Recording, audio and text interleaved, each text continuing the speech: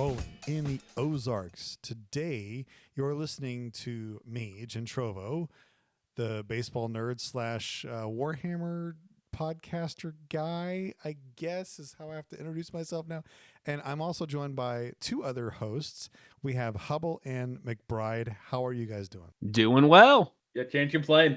Cool. Well, You can complain. You can complain. He broke his foot. You can. Yeah, hey, yeah. For those who listen along at home and also watch our streams, I was supposed to stream last week. The week that is July 15th. And then unfortunately, I broke my foot. I broke my fifth lesser metatarsal in my left foot. And we don't need to get into the story now. I've seen the pictures. I've seen the photos. It was pretty gruesome, but dude, like that was brutal. That was brutal. Yeah, it's one of those times when I saw the nurse, she said, "Oh, sweetie," and that's when you know you're in trouble, boys. Oh, I didn't know that. That is, yeah. She took one look and was like, "Yeah, this is bad." She actually like verbatim said, "Sometimes you need to wait to know, and sometimes you just know." Yep. Oh. And for all due legal purposes, we shall not comment any further. Perfect. Because that's how the law works, and it's weird, right? Exactly. Yeah. We're all above board. We're all okay here. Yeah. That's how we'll say it. Cool. Well, I'm glad you are healing, and I'm glad you're doing better. Because like when we saw those photos, we were just like, bro, that hurts. I'm really sorry you're going through that. And this is a couple podcasts in a row where we've had some, major life things going on with people, and like, man, this is life itself. This is the way it goes. And so I hope everybody's doing well out there and rolling in the Ozarks world, because, dude, life sometimes just hits you where you least expect it. And so, hey, we're thinking of you out there. So, moving on, let's talk about gaming experiences in the last 2 weeks or so. Who wants to start this great conversation? I can talk really briefly. It's literally really briefly. Okay, here we go. So I was supposed to have, as previously mentioned, I was supposed to play on stream last week and didn't. So that was a game that I had planned and did not happen. And then I was supposed to play the beloved Obed, a incredible local legend, last night when the power went out in my delightfully rural neck of the woods. And so I've had exactly 0 games. But I've done a lot of cool hobby stuff. I've painted a lot. So yeah, I've been painting Iron Jaws. And my previous games prior to breaking my ankle, or foot, not ankle, I broke my ankle in college, were with Iron Jaws, and I was doing really well. Ignore the fact that they were also against really new people. Those are bragging rights. Like, hey, well, I'm bringing new people in the hobby, and I win. Bam. I've played a couple games in the past couple weeks. I played against the famous Herbaugh, and he is on a quest to be the great Skaven player that he is. And so I was like, you know what? I'll bring my Double Dragon Stormcast list against you. And I learned that, you know what? Scarbrand in this season is pretty nasty. And he killed 3 of those dragons. He killed Krondus, Karazai, and he killed Ionis with Scarbrand. And that hurt. That really hurt. Good heavens. Yeah, I didn't have a lot of wards going on, so that was possibly a lot of my fault. But hey, that happens. Another game I got in was against a person named James. And we played the previous Friday night or so, and he brought in his Seraphon with some 3 solid Saurus Warrior units and a big Croxagore and a unit, and what's the big Slan dude? Croak. Croak. He brought Croak, and so I had to fight against Croak. Needless to say, he got off a ton of spells. My list was a complete Huracan list. So Severith and Spirits and Huracan Wind Riders because I was like, how does this army stack up? It's okay. I scored 37 points in the end of that game, which is I'm trying to figure out the stats on this season so far. As I'm trying to think if 37 is actually a really bad score or a mediocre score at this point. Top tier scores I've seen have been scoring 70 and 80, so I'm probably thinking that's pretty bad. But anyway, I played James. It was a fun game, and that's where I'm at so far. I've been slowly building a Soulblight Grave Lords list, and I think in 2027 that's my project. But right now I'm still in Stormcast and Lumineth. Nice. Very nice. And when you finally get out there, they're going to axe half your units. So yeah, pretty much. Yeah. Skelly boys are sticking around. Zombies will never die. I just don't think you can legends zombies. How can you legend zombies? Like it makes no sense. They'll just give you a new model and bump them up one base size. They'll go from 25 to 28 and a halves. So you have to rebase like all. Shout out to my man Ian, who listens sometimes. Ian, who at one point ran 160 zombies back in 3rd edition. His entire board was just zombies. That's my dream. I don't want to play that. I'm going to stick you on a clock. I'm going to make you move those guys so fast. I can do that. I'm good at moving miniatures. I've had a lot of experience. Well, I had 2 games of Blood Bowl these last couple of weeks. I got to play Pat against his old world, and I pulled ahead with a 2-1 there, and I had a game against Daniel just last week.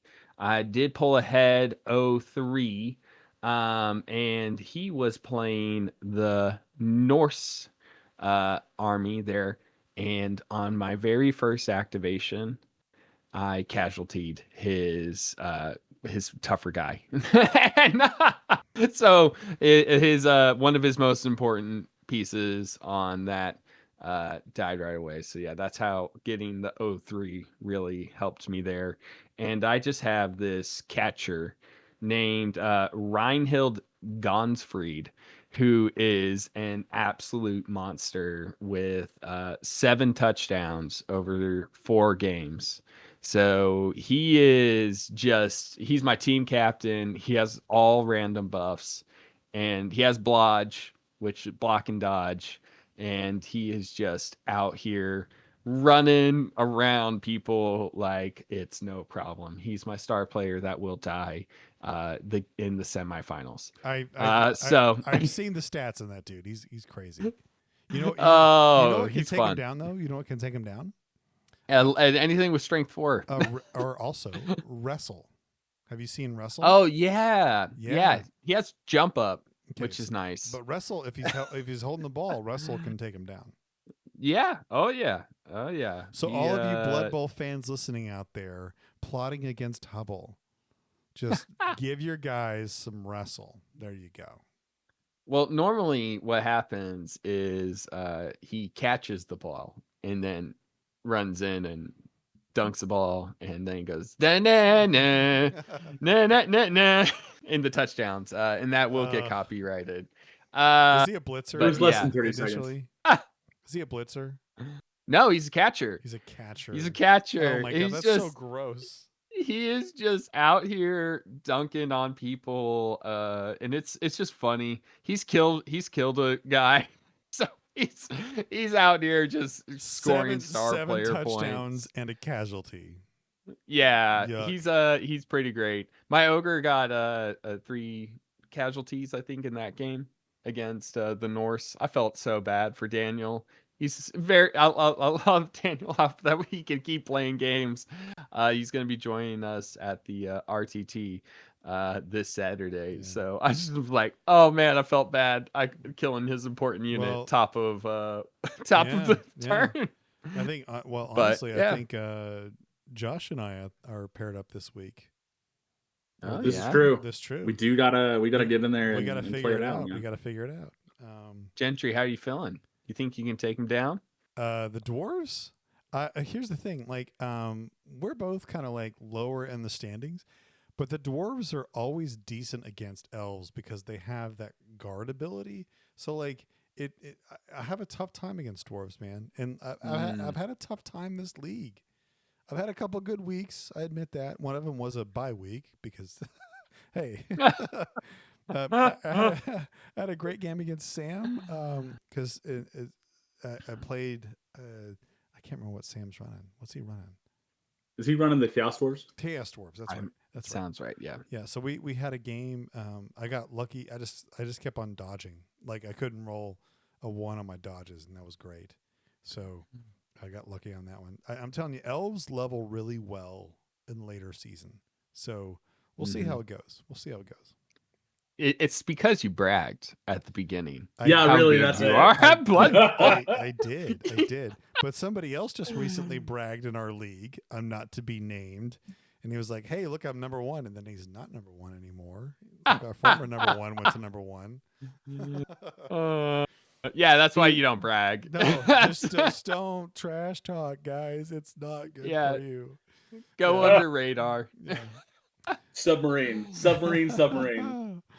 And then I got to play Randy while Josh was slacking off, and oh goodness, threw together a list. And I was, and our stream was just struggling. We have learned to select the server and don't let it automatically select one. Otherwise, it'll stick you really far away and not stream at all. So this is all learning curve. We're not experts at this. We're just having fun and hoping that you get some entertainment out of it. But I just ran my Cav into Randy and just was like, all right. And I kind of didn't recognize that the crit abilities wouldn't work after a prayer for Belga, I believe. And well, that messed a lot of things up. And I didn't really have, because I just threw it together. And with the barbecue season here, you have to plan out your turns. And I didn't have anything planned out. I was just like, all right, I had a deep strike. I was getting to the 4 quadrants pretty easily, which I think is going to be good from here on out. But I had to test run it and didn't go so well. And then Randy just ended up kind of killing me off the board over the turns. But I held in there. But once it was past a certain point, it was no good. So yeah, Thalia has her go turn, and I did do a lot of damage in her go turn with the triple fight. But make sure that you have a plan to score points. And that was tough. So, yeah. Yeah, I think the season right now, there's a lot of overhead in regards to, okay, how do I make this work? How do I make this battle plan work? And I think one thing that everybody's realizing is like getting that first BT off is the toughest part, right? So like those round 2 BTs seem to be not hard at all, relatively easy. But round 1 mixed with like getting board presence known and like your attack presence known, like round 1 BT seem to be pretty difficult right now. Yeah. And that means that if you can nudge ahead and play KG, probably gonna serve you well. Everyone sees the word rage dice and they're like, I can kill. And Scarbrand can. He can. But it's not about killing necessarily. It's about scoring points. My second game used with them, most like the primary function of the rage dice were actually ward rolls. So my first game, it's all about attacks. My second game was like, no, I'm trying to save wounds here to mitigate damage and to stay alive. Yeah, so it's been 2 different approaches I've seen so far, which is cool. Interesting. Very interesting.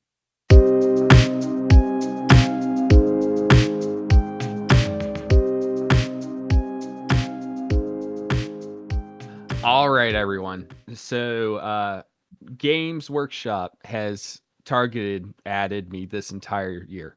They started off with Maggotkin, and then they went into cities, and then they said, what's the last army that he's really deep into, and it's Ogors. And they just released a great new set of rules and models, and it has been a very expensive year in the wargaming world. But it's really exciting to talk about the new Ogre rules. They've been continuing to release great bangers, just constantly reinvigorating the game. As we, had the start of 4th edition, I think we can kind of agree it felt very homogenized. It felt very like, oh, armies kind of look the same, taste the same a little bit. They have this unique ability, but for the most part, it kind of was consistent across the board. Now we have late into 4th edition, the rules are starting to be unique. They feel very impactful, and we're in a really good spot with fourth edition Age of Sigmar. To start off our section here, though, we do have to do the in memoriam section of the Oscars. Everything that has been axed. So the units that are no longer going to be playable are the Mob Pot, that's the terrain feature, the Icebrow Hunter, Icefall, Yetis, Noblars. That's the biggest hurt right there for me. The Lead Belchers, Firebelly, Morn Fang Pack, which they've been refreshed in a way, and then Slaughtermaster also been refreshed. Then the Man-Eaters kind of also been refreshed, and the Frost Sabers also kind of revisioned on how they are used. So those are officially donezo, but we do have a great lineup to replace them all. So we're gonna get into the rules here, and let's start off with the battle traits. Who wants to take that on? Yeah, I can read those. I would love to. In fact, let's take a look in a book reading Rainbow style. We have 2 battle traits for Ogres, but they both are incredible. You have Eat 'em Alive, and you have Bull Charge, which are these are incredible names. So let's start with Eat 'em Alive. You're going to pick a friendly Ogre unit that used a fight ability that targeted a unit, excluding faction terrain. So no faction terrain. This turn to use this ability. Then you can pick an enemy unit in combat with it to be the target. The same enemy cannot be picked as the target of this ability more than once per turn. And then the effect is inflict D3 mortals on the target, if there are any. Then pick one of the following effects to apply to a friendly Ogre unit for the rest of the battle, which is great. If you pick any of these, if any of these effects already apply, you can pick a different unit than before. So we've got some good ones. We've got subtract 1 from Rend characteristic of weapons used to attack that unit. So that's great. Subtract 1 from ward rolls inflicted by that unit's combat attacks, which is huge. It's excluding combat attacks with non-companion weapons. There you go. Then we have add 2 to the unit's control score. Someday that'll matter. That unit's melee weapons have crit 2 hits, which is very spice. If they already have crit 2 hits, they have crit mortals instead. You can make a charge even if you retreat, and then subtract 1 from power level of enemy units while they're in combat with this unit to a minimum of 0. So that's great. So that's Eat 'em Alive. You're literally taking a bite out of crime, Scruff McGruff style. It's a run and charge. Oh, it's run and charge. Run and charge. Run and charge, bad. Not run and retreat and charge. Yeah. That's what happens when you. But it's in the book. Don't worry. Retreat and charge is in the book. That's true. I was gonna say I think that you guys have it somewhere. And then bull charge for when you want to charge. Okay, you're gonna pick a friendly Ogres unit that charged this turn, has not used a rampage. You pick an enemy unit in combat with it to be the target. Your opponent must move that target up to 3 inches. It can move through the combat ranges of your units and can end that move in combat. After your opponent has done so, roll a dice for each model in the unit using this ability that is within 3 inches of the target. Add 1 to the roll for if the unit is using this ability is a gut buster. So dad bods, we're back at it. For each 3-up, it's inflict 1 mortal. So if you're playing dad bods, it's 2 ups. Very nice. Then the unit using this ability can make a pile-in move. If the target of this ability is still in combat with the unit using this ability, then the target of this ability must be picked to be the target of the pile-in move. AKA, you can't belly bounce someone and then pile into a different unit, which I think that's great. That's cheeky. I like these battle traits. Yeah, it's bolt charge. Gentry, can you actually explain that to me? You just heard it seconds ago. Can you actually explain bull charge after just hearing it the first time? No, right? I can't. Like, you have to like re-explain it to me every time. Like that's like, whenever somebody plays ogres to me, I'm like, can you please tell me what this does every time you do it? Yeah, I have read this so many times because it's too many words for destruction. I think it's great that it's unique. Let's put that out there. I appreciate the fact that it is different from like impact mortals. All right, impact mortals, we've seen that more than once. It is you charge. Let's make sure that that's clear. This unit that charges turn and hasn't used a rampage ability. So that's going to affect mainly our Stonehorns and big monster trucks. And your opponent must move the target that you're in combat. You pick something else. That's the target. Move it 3 inches. That's a pile-in, right? And it can move through your combat ranges after that has been done. So I'm the ogre player, Gentry. You're my opponent. I say, hey, you gotta move this guy 3 inches. Then I roll a dice for each model in my unit within 3 inches of that target. So another combat range. Add 1 to the roll if it's gut busters, which means it's on 2 ups. Yeah, gotcha. Yeah, 2 ups. Yeah. For gut busters, which means if we have 10 models in like gluttons, that is 8. 8 dice, right? Okay. That's pretty good. Yeah. Very strong. So 8 dice and 2 mortals. Yeah, like you could possibly do 6 damage, 7 damage running in with gut busters. That's great. Yeah, but that's the side piece here, right? We have the main meal that is eat 'em alive. And also one thing. That's during the charge phase, correct? It is. Okay, so yes. that's a phase to get damage for battle tactics. Yes, it is. Right. Wow. Yeah, you noticed that.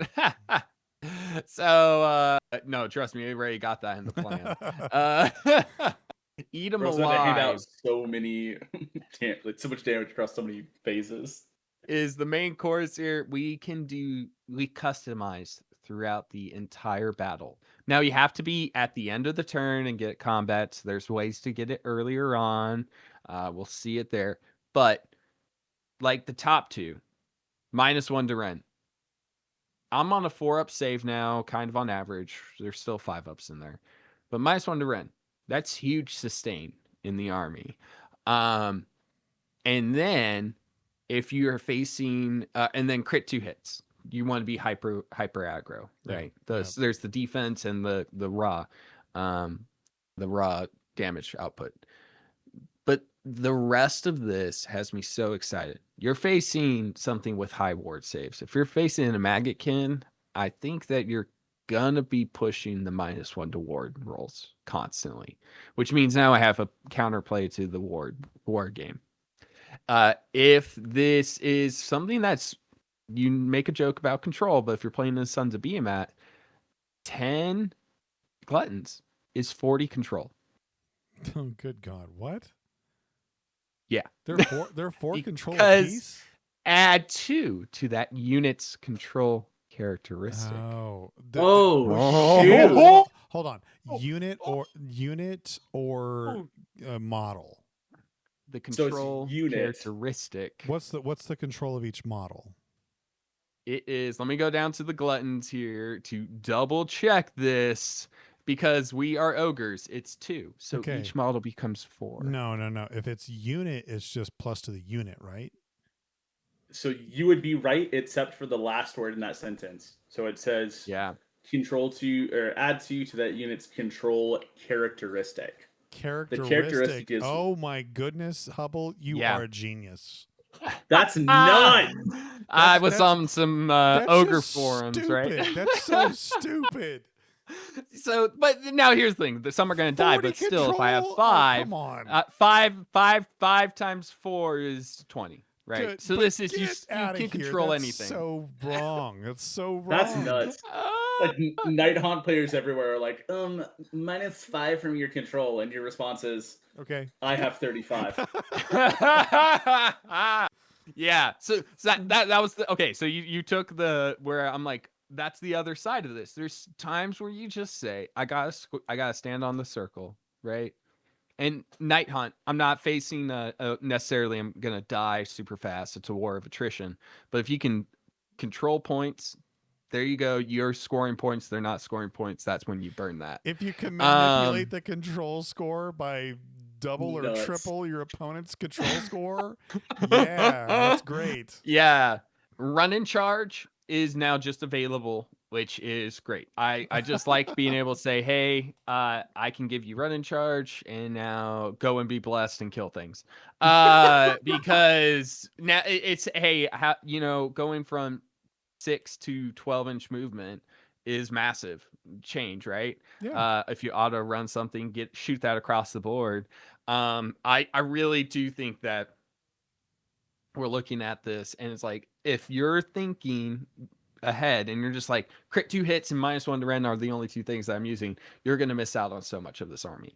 And then -1 to the power level is it is going to be useful in the right moment. I have a harder time seeing that one pop up as important. That if I had to put that on the tier list, that's going to be in the lowest part of it, D tier or whatever. I don't know, but it's still useful. I can think I'm facing off and I only have 2 guys left or 1 guy left in that unit.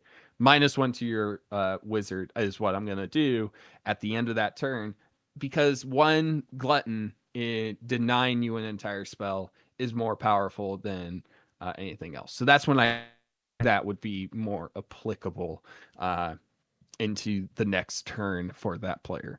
So, trust me, I've thought about these. I did some reading, and it's some good stuff. All right, is that a destruction player who knows how to read? No, no. Ladies and gentlemen, first, discovered here today. It's the add to control units control characteristic. That's pretty spicy. Pretty good. That's solid. Pretty good. Solid. Yeah. So Josh, it's actually not the end of our battle traits. It is a dessert, a lovely little dessert. It reminds me of ice cream. It's probably because it revolves around Beast Claw, who are the Ridgy boys. So first up, Jaws of the Beast. Pick a friendly Beast Claw hero that is leading a regiment and has not been deployed. Then pick a non-hero unit in the hero's regiment that has not been deployed. Set them up in reserve, tracking the prey. They've now been deployed. And then movement phase, your movement phase. Pick a friendly Beast Claw hero that is tracking the prey. Set up that hero within 9 inches of a battlefield edge and more than 9 inches away from enemy units. And then set the other friendly unit up that is tracking prey wholly within 9 inches of a battlefield edge. Wholly within 9 inches of a hero and more than 9 inches from enemy units. You know what I didn't need in my life is deep striking Stonehorn. I didn't need deep striking Stonehorn. I'm surprised you didn't need that, because I'm pretty certain there's an ROR that allows you to bring one in. I don't know if it's every, but at least in Iron Jaws, I know that you can bring them along. So it's deep striking Stonehorns all day long. That's nuts, dude. Yeah, it's now deep striking 9 inches from board edge. It's good, right? It's solid. It's consistent. You can also bring whoever you want with you, because a Frostlord and Stonehorn can bring whoever I believe they want.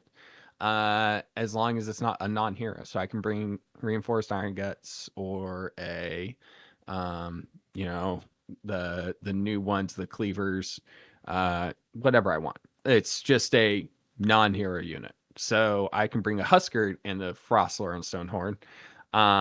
Or I can bring just another unit that's just basic infantry. Yeah, So, I don't like giving ogres teleport stuff. This is not cool, man. No. No. I think it really matters on the map. That's True. If it is a really hard map to get on the backside of something, if you're like, well, I'm just gonna keep my Frostler on Stonehorn off the board just to put a threat. And if you push up too far forward, suddenly I'm on the backside of your corner and oops, now you have a guy back there that's in your back line and you might just get smashed between two walls. That's kind of the thought that I can see it being useful. Yeah, absolutely. Yeah. Gentry, you want to take the battle formations here? Yeah, let's see here. We have the first one is Feast of Bloodshed. That's so good. So declare for each enemy unit that was destroyed this turn, pick a friendly Ogor Mawtribes unit that is not in combat and that has not used the power through command this turn to be the target. Effect: each target can move up to 3 inches. It can move through combat ranges of enemy units and end that move in combat. Oh my god, are you kidding me? That's sick. That is just sick. To quote, I believe it was Ethan in our local Discord server, Ogres got burger lust. we got Ogres getting murder lust before Grand Theft Auto 6, y'all. Oh my god. Okay. Here's the next one. Hinterland Hunters for passive.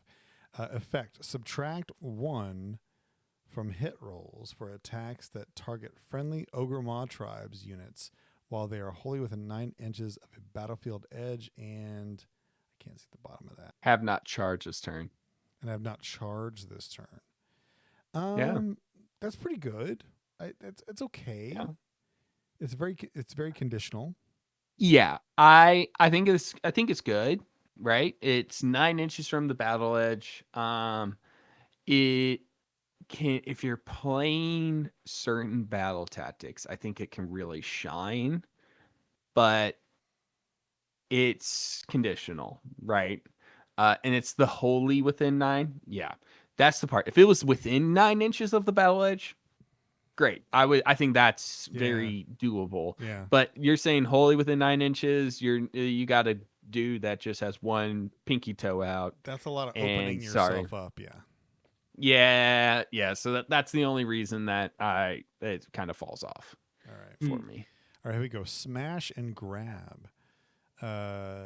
Declare pick each friendly Ogor Mawtribes unit that has charged this turn, and for which the unmodified charge roll was 8+ to be the targets. Again, very conditional, but I can sense some good stuff coming out of this. Okay, effect: each target can move up to 3 inches. It can move through the combat ranges of enemy units, but must in that move in combat with the units it was in combat with at the start of the turn. Okay, it's not too bad. But you got to roll an 8+ to get the charge, and then when you get the charge, you can move your dudes 3 inches before you actually do a pile in, which means you can do a massive engage with this stuff. This is my least favorite one. Yeah, it is. It's my least favorite one out of the group because if I'm sinking an 8-inch charge, it means that I'm probably where I want to be already. For the most part. Yeah. Let's just assume that I got where I wanted to go. Now, if it was like on a, like if you got less than a 7, then I could be like, oh, I can see where this is going, because it's just a way to engage essentially what could be you fail it, you get the 7-inch charge, but it's just barely enough, and then you get the 3 inches, and you can start to engage what you actually want to engage and get more units in. But if I'm sinking an 8-inch charge, who cares? Yeah. That's kind of like if you roll it, you get it. Yeah. It's meh. This is kind of crazy because like I'm thinking of this in addition to bull charge. Oh yeah. Yeah. So like Yeah. if you hit that, you get like effectively 9 inches in pile in. Yeah. Because you do a 3-inch, and then you do another 3-inch, and then you do a 3-inch pile in, and now suddenly your 8-inch charge has become a 17-inch move. Right. Yeah. So I foresee that being like for ultra meta players that can see that hole in that gap, where it's like, hey, I can not only charge, but I can gain 9 inches of field territory. You know. Yeah, because you could theoretically like zip over and tag an objective with that. Yeah. Yeah. Okay. Yeah. And it's not a pile in. So you can, if you get real techie with it, right? You can push to the edge of 3 inches. You just have to be one pinky toe in the 3 inches, not the whole thing. Just one pinky toe of that unit has to be in there. So yeah, you can make that 9 inches extra movement. It's just that last one has to be a pile in, right? Unless bull charge a pile in, or was it Bull 3 inches? charge? Bull charge is a pile in.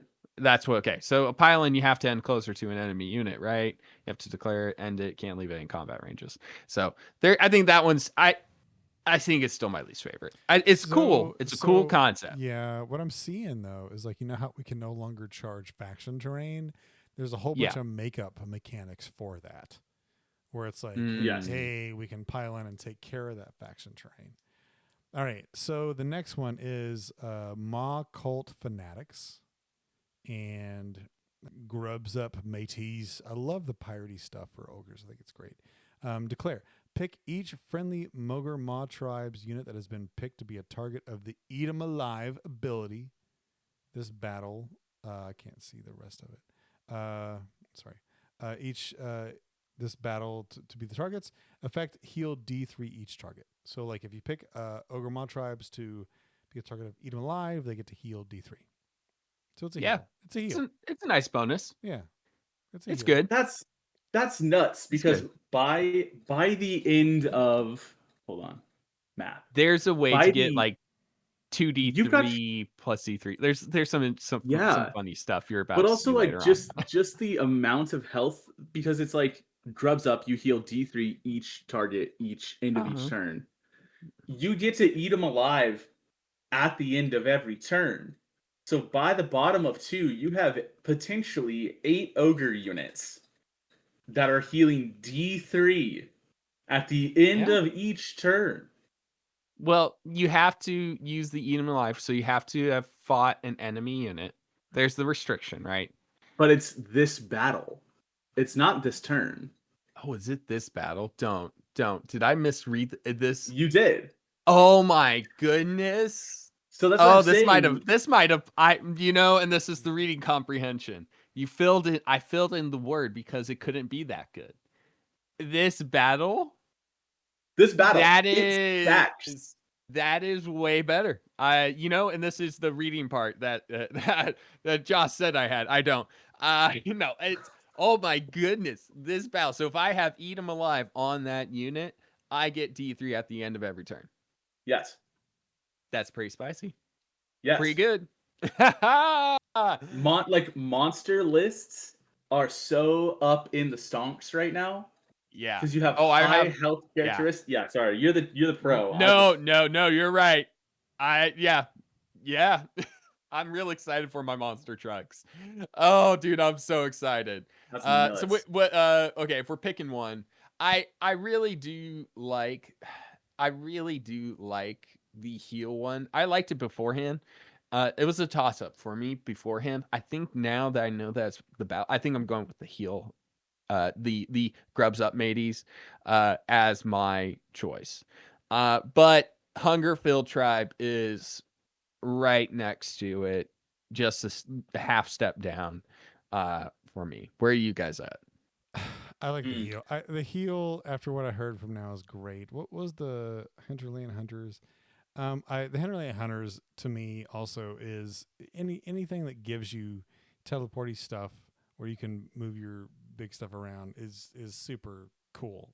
Yeah, the -1 to hit, it's good, just not I think you need to be planning to be deep striking. Mitigation of dice rolls and board presence in the same one. Very good. Very strong. Yeah. I would agree. I think that this Battletome has the distinct advantage of like, hey, all of these have play. Like every single like battle formation has play. You know, Vanguard of the Maw Path is gonna see. I think Gentry is right. We're gonna see a lot of that at really high tier play. I suspect the one that we see the most will be Maw Cult Fanatics, like the heal D3, just because it's super strong. It's like all of these are good. That is playing in a league all its own. Yeah, that's Trog level of healing. Like I was gonna say it's literally just taking like an entire like sub faction's ability and chucking it to a whole army. Yeah. Yeah. And here's the thing, we used to have Feast on Flesh, and that was once per battle, and you're like, it's on a 2-up D3 to heal. And it was I hated using Feast on Flesh because like it's such a gamble, but I need to do this 1 point of mortal damage. But I just, I gotta do it to take out Nagash, and then you fail it and nothing happens. This happens every time for the heal. Yeah, you do cry when you miss the 1 point of mortal damage. Yep, I've seen that. Yeah, it happens too often. Okay, we got our heroic traits here. So these are going to be leave not a morsel. While they are within 6 inches of and visible to this unit, enemy units cannot be healed or have slain models returned.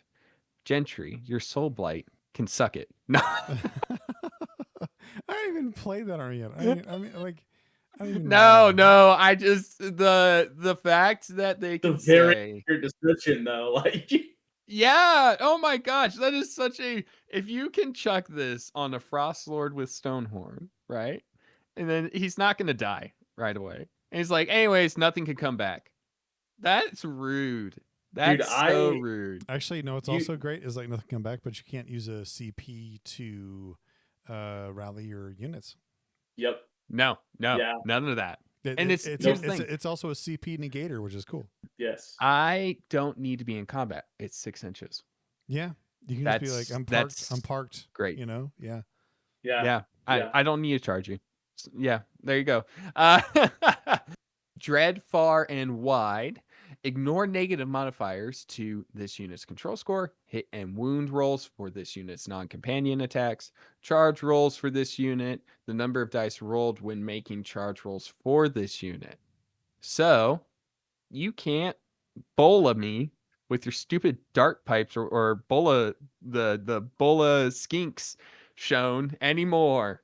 I will have my full dice charge. That's the only part in there that I actually care about, because I hated getting that in Iron Jaws where they were just like, zap, zap, zap, no more charges for you, and that scarred me. That scarred me. Right, I love this because it's like, dude, this guy is charging this turn. This is happening. Yeah. He's going the distance. Yeah. He's going for speed. You will be all alone. All alone. I think that's 30 seconds. We can't see we gotta stop. We gotta stop.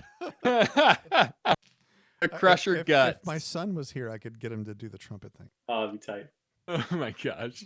All right. Any combat phase, the crusher guts. If this unit charges turn, pick an enemy unit in combat with it to be the target. Roll a dice. If the roll exceeds the target's health characteristic, one model in the target unit is automatically slain, and the target cannot make pile-in moves for the rest of the turn. So, I like it very cautiously like this. It's good into low health characteristic units, right? So I'm going to think Daughters of Cain, just very specifically, and I tag a little corner in some, and I piled out 3 inches somehow, some way, and I'm playing with my big brain, right? I didn't pile out, I moved 3 inches. I'm just got that pinky toe in there, and then you say, hey, only that one Daughters of Cain model can actually hit me. Everything else doesn't get to fight because you can't pile in. That's where I see the benefit of this being very, very useful. generally speaking, I really like all of these. Can you explain? I like them again. Can you explain that a little bit more? Because yeah. Roll a dice. If a roll exceeds the target's health character, so if it's a 1, auto kill, and then they can't make a pile in anymore. So if let's say that you have a straight line of 20 models, right? And I'm on the very far edge of that one model. Well, everything that's farther than 3 inches away from me, the combat range, they don't get to move. They are stuck in a straight line. Okay, so your combat phase. Your goal is the tar pit strategy, where it's like, hey, I can do this to get this barely thing plugged in, kill one of them, and now you're stuck, right? Yes, absolutely. Gotcha. And they can't physically move, and it's any combat phase. So if the Frostlord Stonehorn gets just right outside, right on the edge, I can lock down. Was Sisters of Slaughter? They have 1 health. Yeah. Right. So if I'm positioned, it's all based on positioning. There's nothing outside of this that says that if I'm positioned poorly, this has no real effect. But if you position very, very, very intelligently, you can say, hey, all the Sisters of Slaughter, only 1 model in your entire group gets to actually attack me. Gotcha. And you could do that every single turn. And, as long as you charge. Does it say charge? Yeah, charge this turn. There you go. Yep. Keyword. I don't love that one. I'll be honest. No, I think that's it's not the best, but it's very. I think this is just like the other one that we talked about. What was situational? The 3? Yeah, very situational. Smash and grab. Yeah, you're looking at someone who wants to be playing 3D chess and take, every single last inch that they can of advantage. It's a very smart play. I think it's going to be the hardest. I don't think it's going to be taken that often. Yeah. So generally speaking, I really like Dreaded Far and Wide because I hate going into a tournament and then getting someone that shuts down my dice on the charge. And it's just like, hey, you go down to a 1d6 charge, you're done for. And then you definitely have this one unit that's like, nope, I'm getting in. Yeah, he's like, hey, yeah, I'm going to show up 3 inches away. I don't care about any of your rules. I'm going to get into this combat. That's good. That's a great point. Rules negators are the best. Yeah. Yeah. So, which ones are you guys thinking is the one I agree with you. The Dreaded Far and Wide, that's a go-to. Okay. I think Dreaded Far and Wide is a really good one. I like Leave Not a Morsel just because it shuts down. It can shut down entire armies play gimmick. Death armies are going to struggle into it. Trogs will struggle into it. Again, though, we're back at it. Like, we have 66% really good hero traits. Come on now. Yeah, this really is. It's a feast.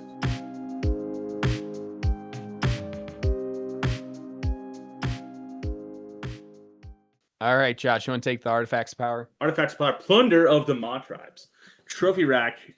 Pick one of the following trophies for the rest of the battle. Melee weapons used by other friendly Ogor Mawtribes units have the corresponding weapon ability while they are wholly within 6 inches. Invisible to this unit. Hey, you really want to run them as a Death Star. You got anti-monster +1 rend, anti-war machine +1 rend, anti-cavalry +1 rend. Okay, sick. You're just improving like the war scrolls of your units. We love that. That's good news. And it's customizable. Are you playing a monster heavy list? Sick. Anti-monster. Are you playing a heavy cav list? Take care of it. If you're playing Chaos Dwarves, you have the anti-war machine, make them cry. Let's go to number 2 here. Carvalok's Hide. This unit has a sits-up ward. We love wards. A number of your units already have wards though, and you have access. You have really easy access to wards, which is sick. It also has a 4-up ward against damage points inflicted by spell abilities, prayer abilities, and abilities used by manifestations. That's awesome. Yeah, we love that. That's sick. A little more situational. Like, hi, Zinj player. I shan't be taking damage from bolts of Zinj, actually. And then finally, we have the Mantle of Entrails, which I really wish was my band name. from high school, but it wasn't. Super fun lore drop. I was in a band called The Loading Resistance in high school. We had a logo. It was great. Mantle of Entrails, yes. That right? That like is you a great could, you metal name could, right there. Yes. You could tour with Cannibal Corpse. It'd be great. Don't tour with them. I think their lead singer killed his wife. It was bad. Anyways, Mantle of Entrails. Pick a family friendly. It is family friendly. Yeah, don't kill your spouses. That's family friendly. Yeah, that's the lesson we're teaching here today, kids. Pick a visible enemy unit within 12 inches of this unit to be the target. Until the start of your next turn, each time the target uses a command, roll a dice as a reaction. On a 3-up, psych! No effect. You still count as having spent that command point, and the command points are spent. They're just lost. So deal with it. I thought I had it. I was wrong. Give me the Mantle of Entrails. I want that. Yep. Okay, you know why I don't 3-up is nuts. You know why I don't like that one as much? Once per battle. And I got a 67% chance of that going off in a situation with a command point. I think it's cool, and I think it can be game changing. I love it in regard to that. But like, do I want to spend a slot for that? I don't know. No, you're right. You're right. I mean, take it back. Go back in. I think that I'm using this one album. It's good. I think it's the best really one. Good. It's just one time. It is one time. So start your next turn. Yeah. Okay. During the hero phase, it can't be during an attack phase or a shooting phase, or it has to be during the hero phase. Yeah, but it's for each phase after that. Oh, that's true. So it's you pick it at the start of the hero phase, and then you can try to deny it on a 3-up in the shooting phase, in the charge phase, in the combat phase. So that's how I read it. So I'm not misreading that is a right? move in and shut you down type of thing. That's a very aggressive maneuver. Yeah, they're within 12 inches of you already. So that is a double turn killer. So if you achieve a double turn, you're setting that off and being like, if I get this off, then sorry. Yes. And if you do it on your turn, right? So let's assume that this is the worst case scenario. You get it on your turn. They came up to your side of the board. And then you give it out on your turn, and then they double you. It is for 3 turns that unit will have this effect on them. Oh my gosh. So I think that if you want to be super aggressive and they can stop an all-out defense, of course it's all on a 3-up, right? But they're already in your face. They're 12 inches away. So if you redeploy and they roll and you get a 4, a 5, and they roll a 3 or 4 on the charge, and then you can deny the reroll of the charge, that's where I can see that one being really effective. I just find a lot of value in shutting down commands, since I have seen the value of someone shutting down my commands. Shutting down commands is so nasty. It is so nasty. Herba. And aggravating, yes. Yeah. And even OBR, when they had that. Catacross, right? Yep. From Cat Daddy. Yeah, he had it. Yeah, he just had that ability. On a 3-up, no command. And I got to play... his was worse. It was a 5-up. It was a 5-up? Man. It was a 5-up. This is I was out. I'm back in. Yeah. I feel like this is Shark Tank. I think I've never trophy been more rack out. is good. Trophy rack is good, and it's just wholly within 6 inches for your buddies to get it. And I wish that was 12. That is my only stipulation. It's like 4th edition season 1 when we had the bodyguard unit and stuff like that. And then you would be like, they're anti-cav or whatever, right? And that's cool. Whatever. I didn't see the value in it as often as I would like it. Speaking as a person that fights against ogres, I like it with wholly within 6 and not wholly within 12.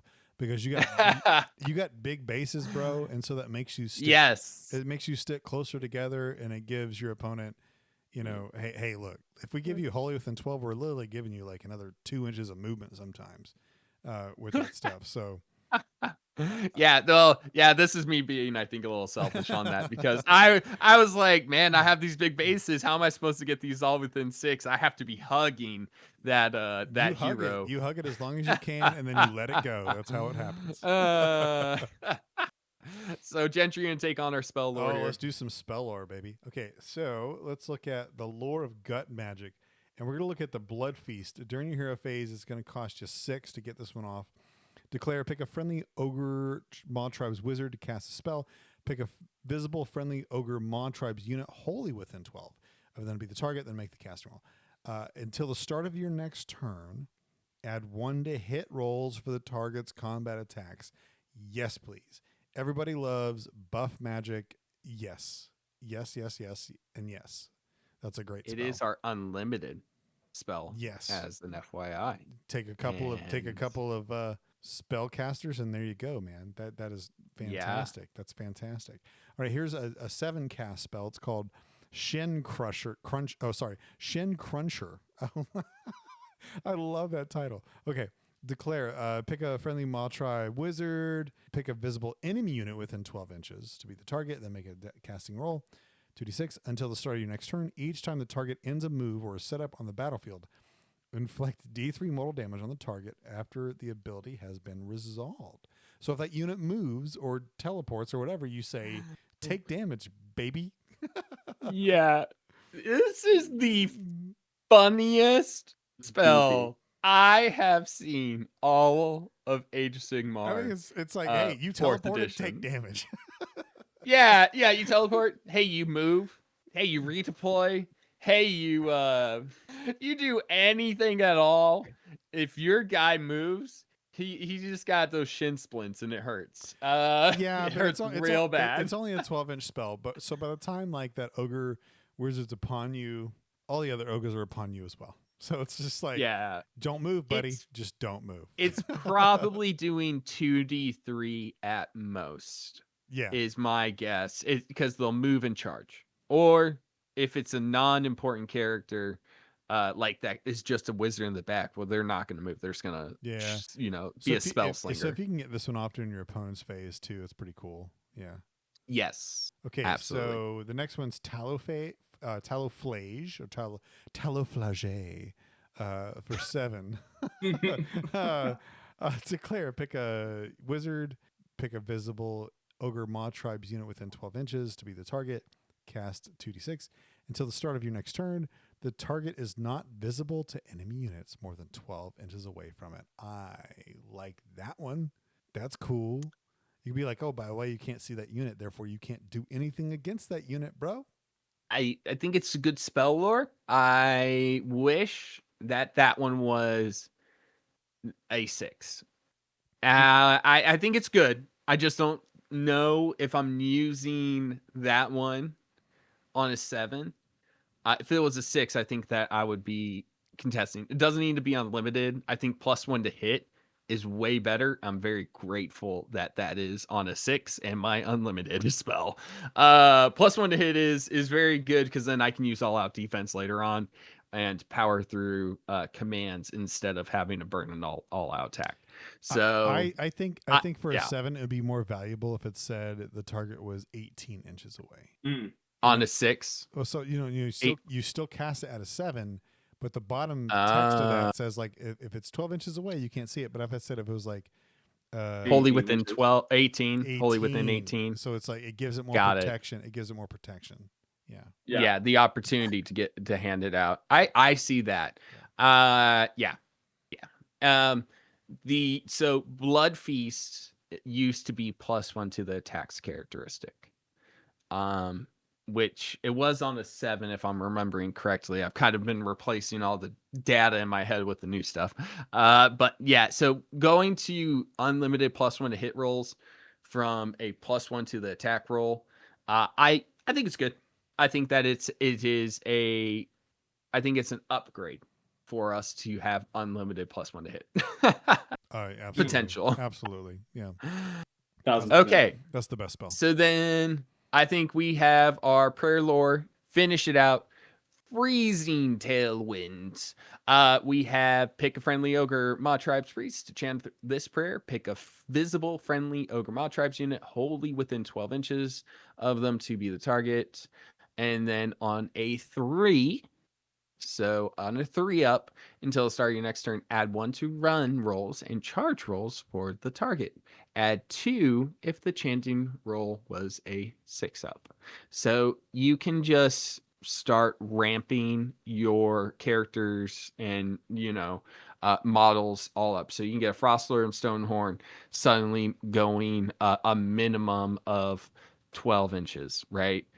But it's just like our old battle trait, which was +2 to the run roll. So then it's like, hey, I roll a 1, and now it's actually a 3.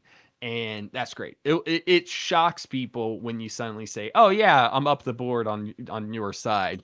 And these little adds, +1 to run and charge, it catches them off guard. I think, as any Lumineth player can attest to, adding anything to your run or charge or any move rolls is crazy good. So that's a good prayer. That's a good prayer. That's a good prayer. On a 3 up. That's good. Nonetheless. That's good. All right. Pulverizing Hailstorm. On a 4 up, you're going to pick a Ogor Mawtribes priest.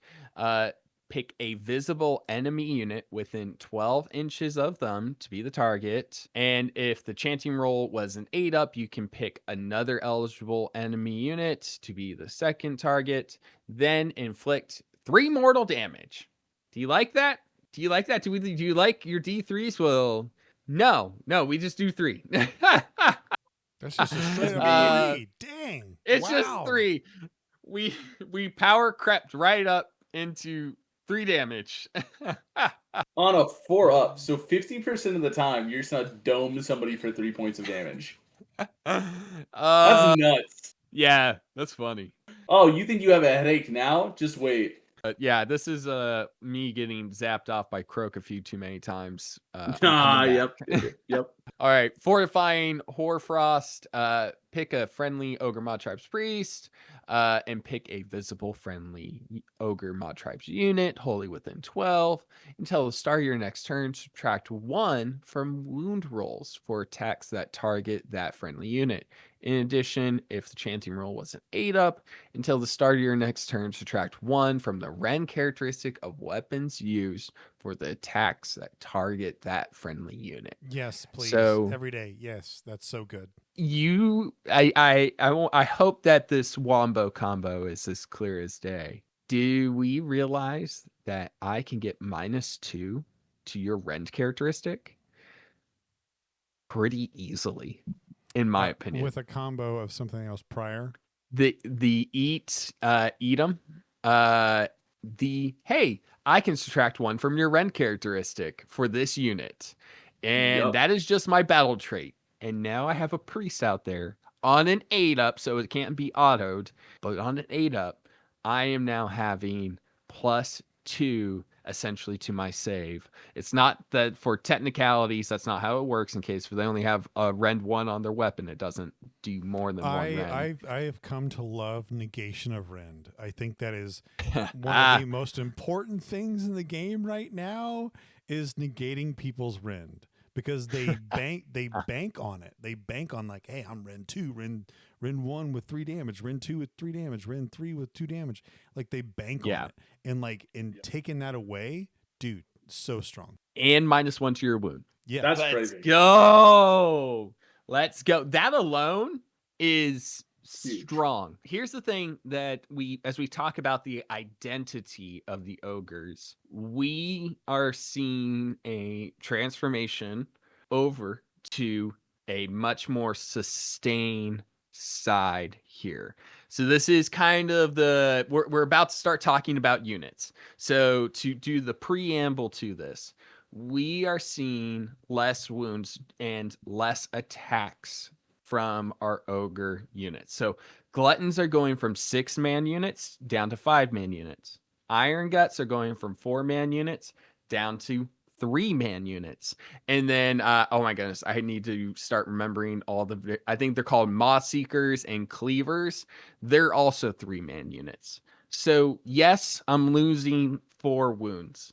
However, the more important thing to most Ogre players is we're losing 3 attacks, maybe 4 attacks that we had before, and that was just on one unit. If we reinforce it, I'm losing 8 attacks, which is a big combination here. But now they're adding a lot more sustain and defense to the army that was not there before. I always joked with people, I am eating the damage you are giving me.